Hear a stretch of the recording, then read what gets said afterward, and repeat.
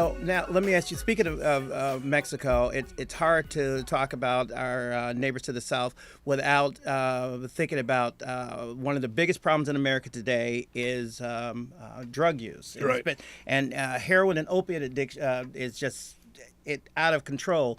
Over 100 people a day die from heroin or Right. opioid use. Yesterday, Donald Trump said that he's going to call on the federal government to get tougher on marijuana laws. 0 people died last year from marijuana addiction. Now, I've never smoked a joint in my life. Yeah. However, and see, we're getting back to this whole messaging thing. We've got opiate addiction that's now affecting the white community more than it ever has. Sure. But no one really kind of cared because in the inner city, let it sit, almost like Godfather times, keep it amongst them. But with the heroin addiction, opioid addiction, and deaths being so just widespread now, why would he concentrate on marijuana that's legal in 23 states? And I don't remember the number of states that recreational use is also look, legal.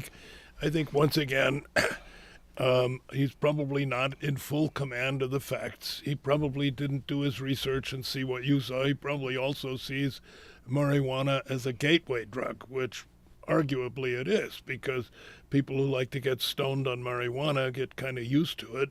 And then they say to their friendly dealer, "Hey, haven't you got something a little more interesting? Like, let me try some coke." So I think it is legitimate that marijuana, rightly or wrongly, is considered a gateway drug. And when you say 0 people have died, they may not have died from overdoses, but they may well have died from crashing into a bridge abutment when they were totally stoned and behind the wheel. So I think marijuana is a bad thing. I wouldn't want my kids using it. I've never used it. And I am very skeptical of legalizing marijuana.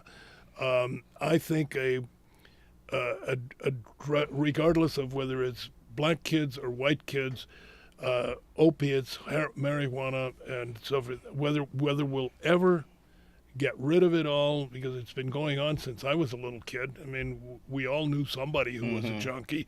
I don't think we'll ever get rid of it, but we can crack down on it, make the penalties harsher, and basically use the leverage that the country has for Mexico to get serious about its drug cartels and the exportation of the stuff. But, once again, bring the jobs back to America. And I say this, it's a tragic comedy thing to say, but there is production lines in the United States now for an opioid.